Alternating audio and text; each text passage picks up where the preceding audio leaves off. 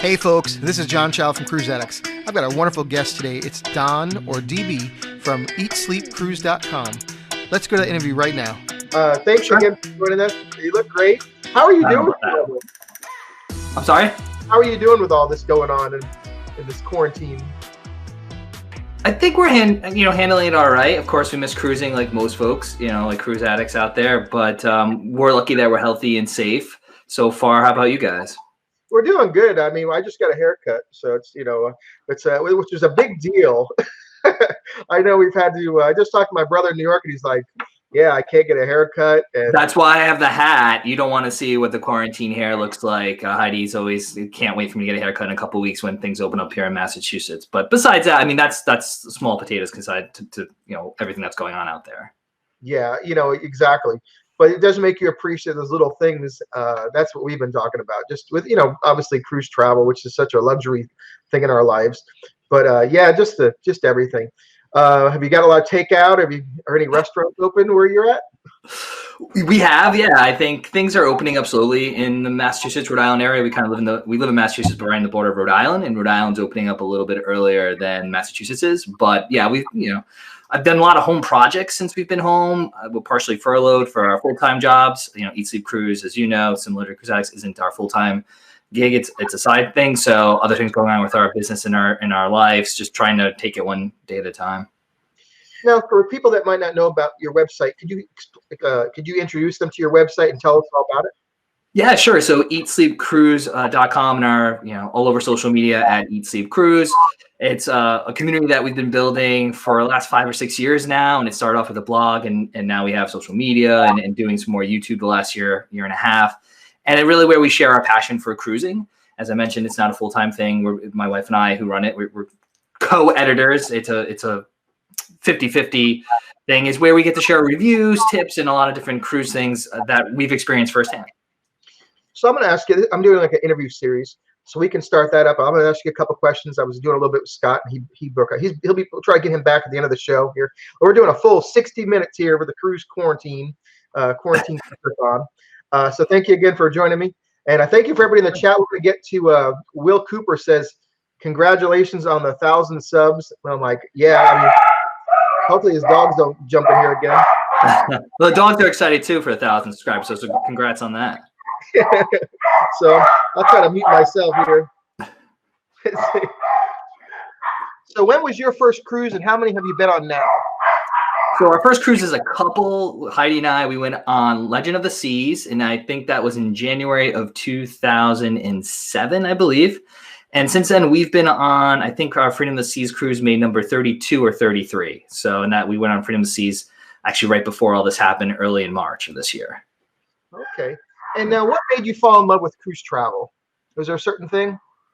I mean, there's lots of little things, I think. We like to travel in general and see different places, and cruising, we feel, is the best way to do that because it can bring you to so many different ports and so many different destinations around the world, and you don't have to unpack, right? So your hotel room follows with you, and there's just the other little things that the ships do, like the food, the restaurants, the entertainment. We feel it's such a great value. So not only do you see destinations, but the ships themselves have really become destinations.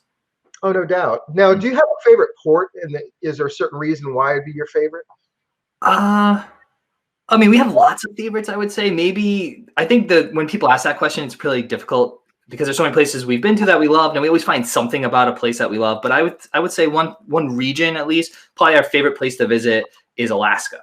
And each of the port have their own unique features and elements to them, but just overall the region, it's so beautiful. It's so different. When people think of cruising, we love the Caribbean, don't get me wrong, but when people think of cruising, they think Caribbean. When you go to Alaska, it's a totally different experience, and you get to see the wilderness, different type of cuisine, and all the ports there that we've been able to visit have been great. But you're saying that Alaska just had a major impact on you? Oh, definitely. Yeah. That was I think that was our first cruise that we kind of tipped into the blogging, actually, too. It was our 5-year anniversary, our first time to Alaska on Celebrity Solstice. And we've only been back one other time, and then we've been to Seattle a couple times. But I'd hop on an Alaska cruise tomorrow if it would open up.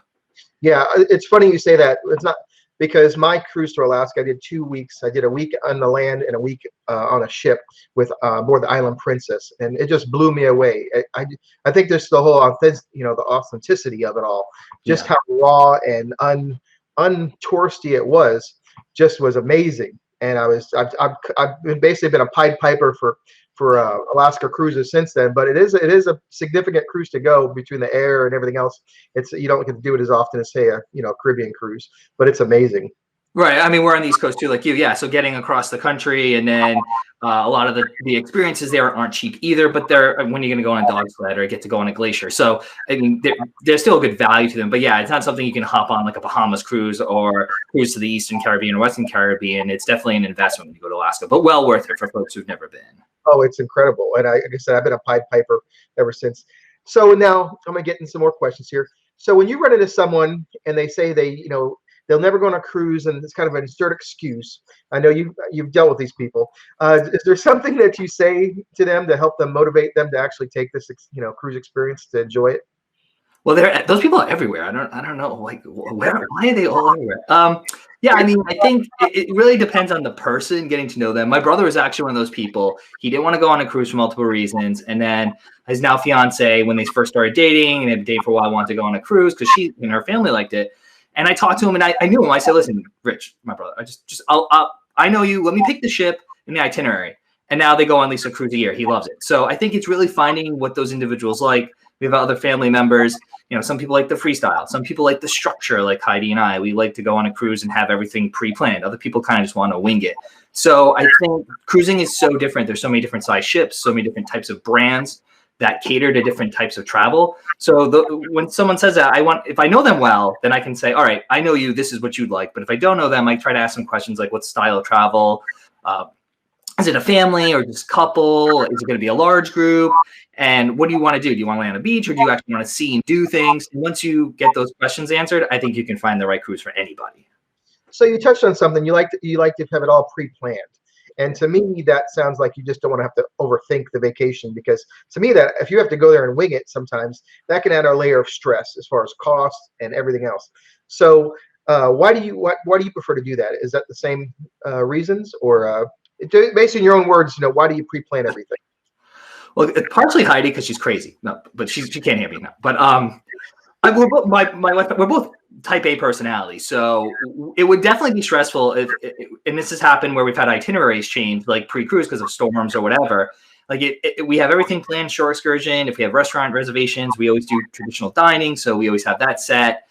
And if there's a change in itinerary, we both kind of go a little crazy. So I think having everything pre-planned, we also just like to do and see as much as possible. So if we just were dropped somewhere and we had no idea, didn't do any research, I think we both would feel like we're missing out. So we pre-plan to make sure we get as much in as possible, but also that's we pre-plan everything, not just cruising, any travel or anything even around the house. Like that's just the way we approach everything. So cruising is great because you can pre-book excursions with tour companies now with the web and great sites like yours to do research, so you know what you're doing.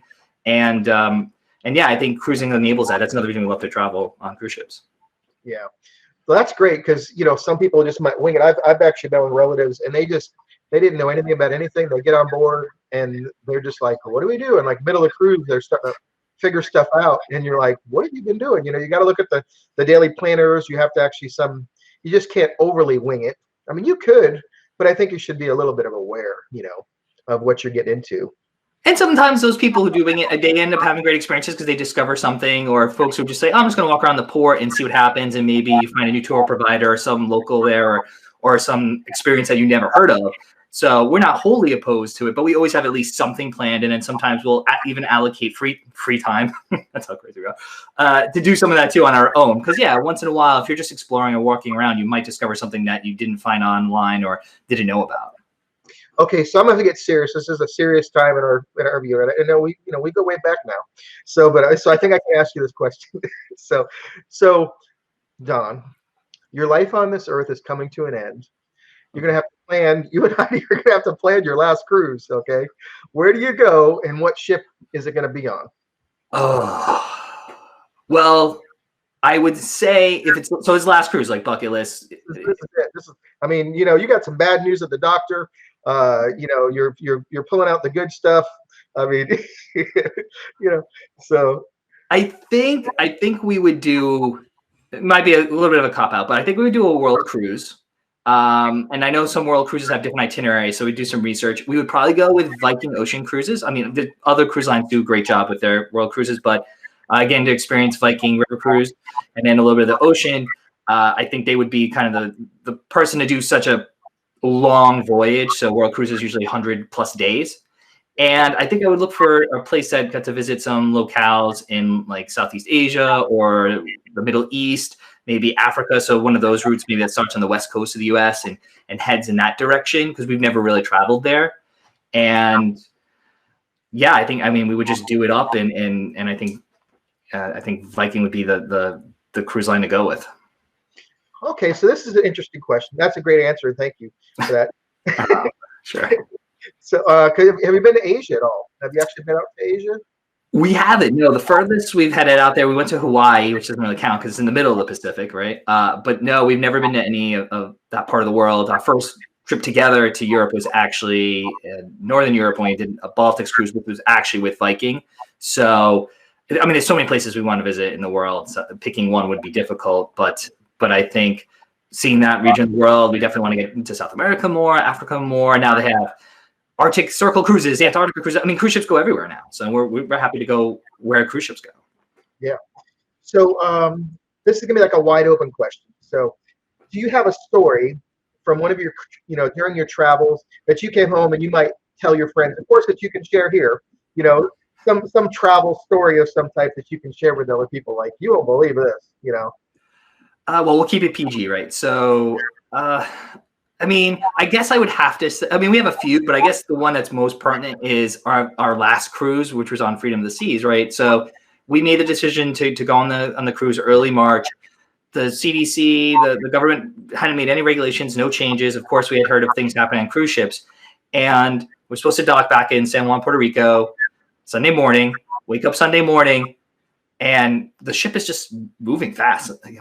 We must be behind schedule. We're never going to get to the port at time. Sun's rising. It's around 7 a.m. We're looking at, I don't see any land anywhere in place. And that's when the captain came on saying we were being diverted. So we got a 2 extra day cruise because instead of going back to where we originated in San Juan, we actually had to go back to Miami due to some of the changes that were happening. This is right when states and locales were closing and changing right before really the crisis hit the US. So it's a story to tell folks. They're like, you were on one of those last cruises before cruising officially stopped. And like, yeah, we were some of those crazy people, but the ship was pretty full, so we weren't alone. And everyone, honestly, we were seeing on social media that people run out of toilet paper and that things were going a little crazy here.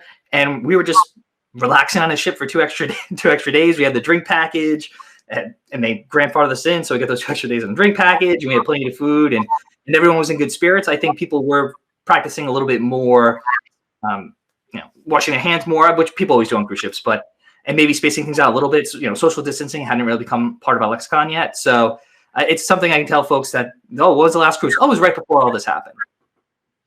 I remember you were on that. So that's interesting to hear the rest of it. Okay, so you got to use your imagination again.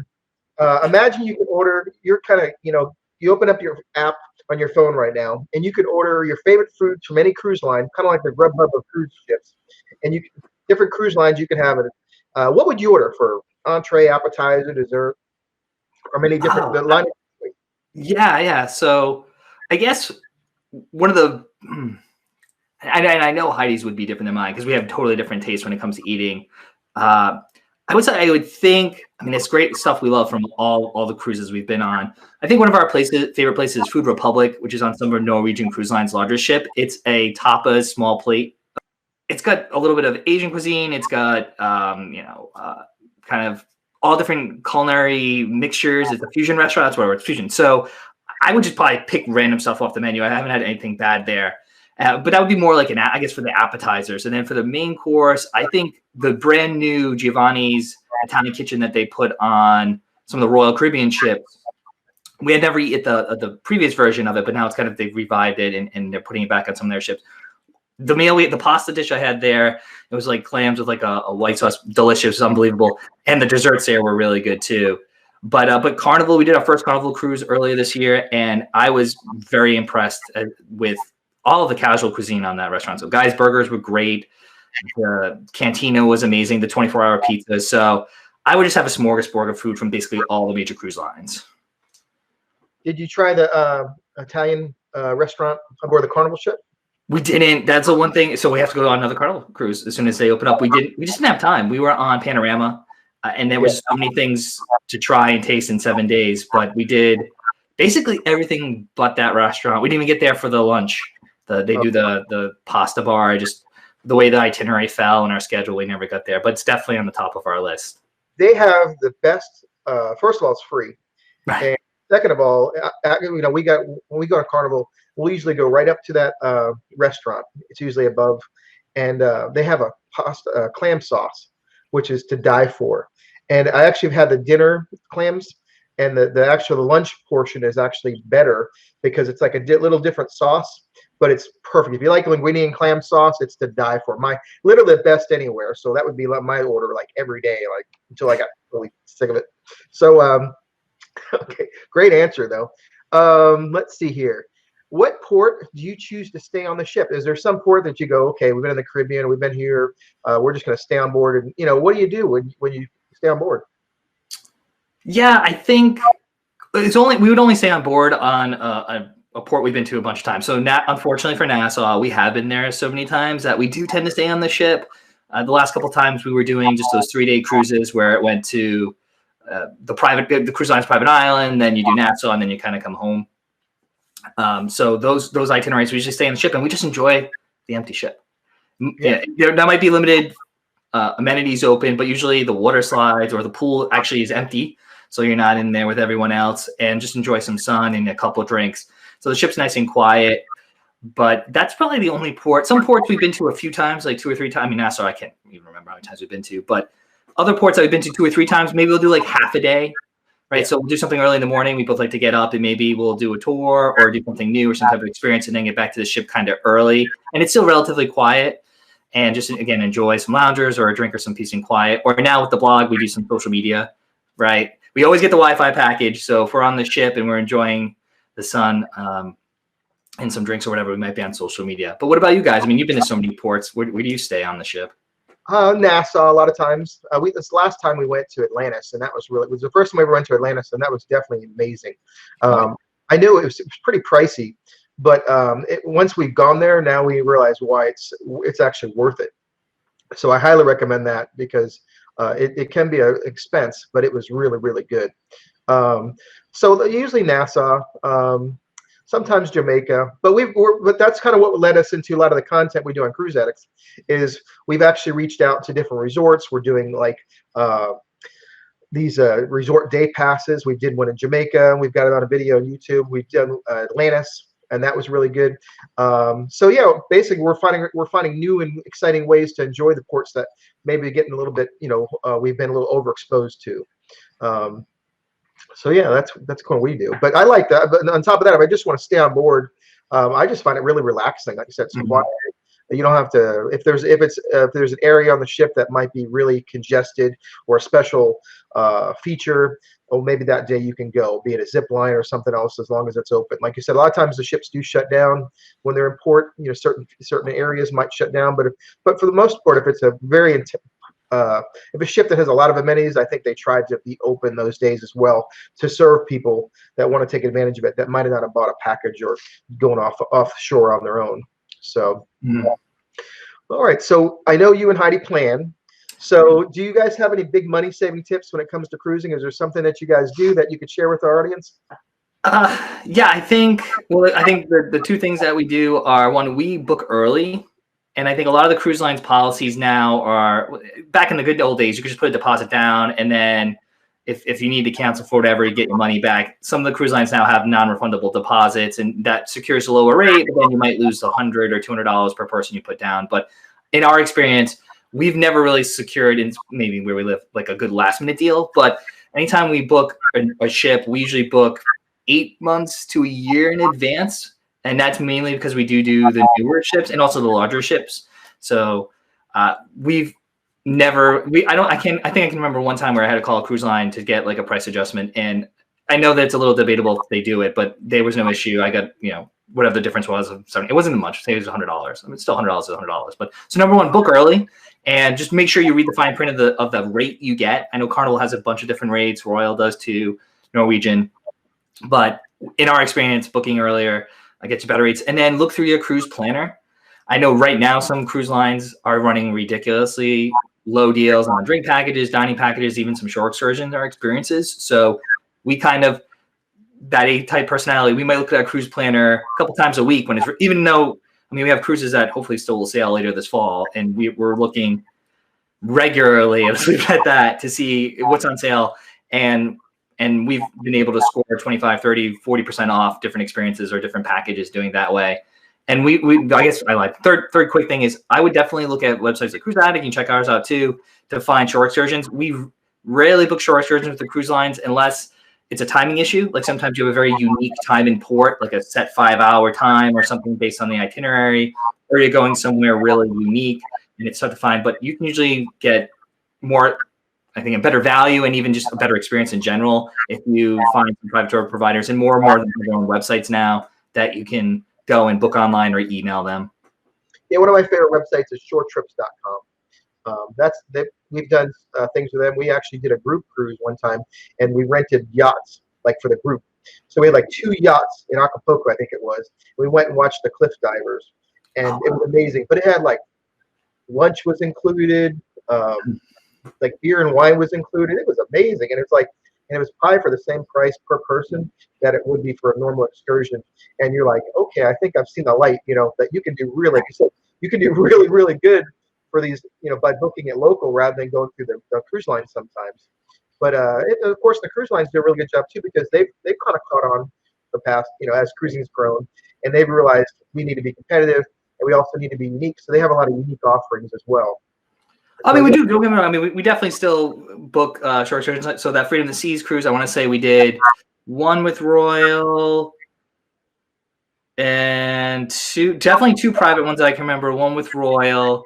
Maybe 3 private ones, but no, we definitely look through any cruise line that we're sailing with, see what their offerings are, and then see what other offerings are, and we do a mix now. Okay, so we're getting close to the end of our interview as far as this is the lightning round. Okay, It's going to be kind of like a this or that. All right, so you have to take a choice. So buffet or main dining room? Oh, MDR all the time. Okay, drink package or pay as you go? We do the drink package, even though neither one of us are big drinkers. Okay. Specialty restaurants or just the included ones? I know it's later. I included ones. We do specialty restaurants, but we'd be perfectly fine doing the MDR every night. Okay. Inside cabin or balcony? A balcony. Okay. Private table for 2 or a large table to meet people? Oh, definitely private table for 2. Okay. All right, comedy show or the production show? I'm gonna go. We've seen some really great, I guess, production show, and with the asterisk that a lot of times we go on the newer ship, so they have like their own signature shows. Yeah. All right, one-man band. We'll go to that piano bar. What was the first one? Piano bar or what? A one-man band. Oh, piano bar. Okay. Watch the sunrise or just sleep in? See, I would sleep in, but Heidi's up with the sun, so it's both. She's gonna like dragging me out of bed, be like, "We have tickets, we have to get up." So it's both, I guess. Okay. Now describe what cruising. This is a bonus question. Describe what cruising means to you in one word. One word. Seems to me one word. I guess I would say exciting. Awesome. He is Don from EatSleepCruise.com. Don, thank you so much for doing our 10 questions here, our interview. It's a real privilege to have you on board. Yeah, thanks so much for having us. Love Cruise Addicts. And yeah, if folks have questions, they can hit me up, Don at EatSleepCruise.com. Okay, thank you so much, Don. I really appreciate your time and have a wonderful